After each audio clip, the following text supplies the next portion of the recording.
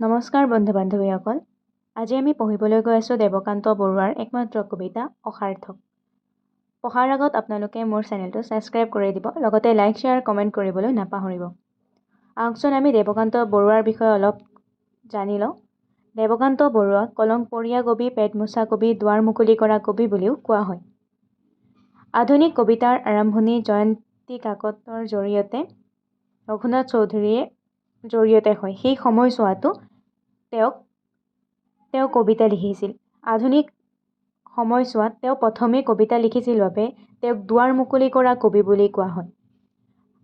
Romantic কাব্যধাৰাৰ শেষৰজন কবি দেৱকান্ত বৰুৱা বুলি জনা যায়।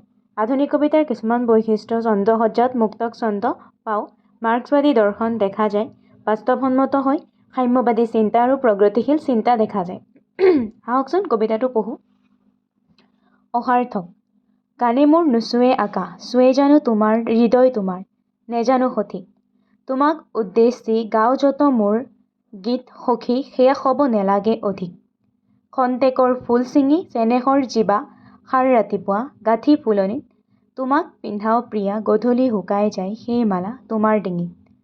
পোহৰত নাচি হাঁহি নাচি উঠে যি পৃথিৱীখনি, সৌন্দৰ্যৰ পিন্ধি পুষ্পহাৰ, নীৰৱে মৰহি পৰে যেতিয়া মৰণ ছাঁ লাহে লাহে নামে সন্ধিয়াৰ।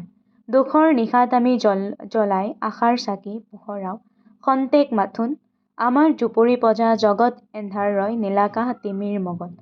অসত্য বিশ্বৰ লীলা কোনে কয়, সত্য এই বেদনাৰ গৌৰৱ অক্ষয়। সত্য এই দিনে দিনে পোহৰৰ অভিযান, সত্য হেৰা এন্ধাৰৰ জয়। ক্ষুদ্ৰ পৰিসৰ এই ধাৰাত কাৰাত বন্দী আমি হাই,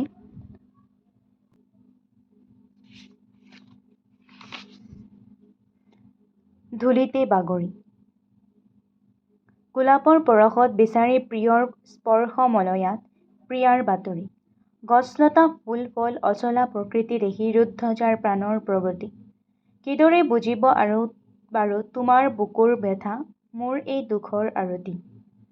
ভাল পাওঁ কিয় মই কিমতে বুজাম হেৰা, ভাল পাওঁ কিয়নো তোমাক, সৃষ্টিৰ মাধুৰী ৰাহি জীৱনৰ মইমকোহ আছে দেখি লুকাই তোমাতেই। এটি কথা জানো মই জীৱনৰ য'ত দৈন্য সঁচা মিছা, পংক পাৰ হৈ ফুলিছো পদুম দুটি ওঠতে লগাই ওঠ মনোৰমা, তুমি আৰু মই। আমিও লেৰেলি যাম অসাৰ্থক প্ৰীতি মোৰ, পাপ বান্ধো এই চুমা চুমি।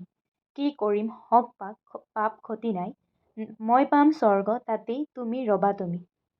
ইয়াত আপোনালোকক দেৱকান্ত বৰুৱাৰ সম্পূৰ্ণ কবিতাটো দিয়া হৈছে। আপোনালোকক যদি এই কবিতাটোৰ অন্য কিবা প্ৰশ্ন উত্তৰৰ প্ৰয়োজন হৈছে তেন্তে আপোনালোকে মোক কমেণ্ট কৰি জনাই দিব, লগতে মোৰ চেনেলটো ছাবস্ক্ৰাইব কৰি যাব। ধন্যবাদ।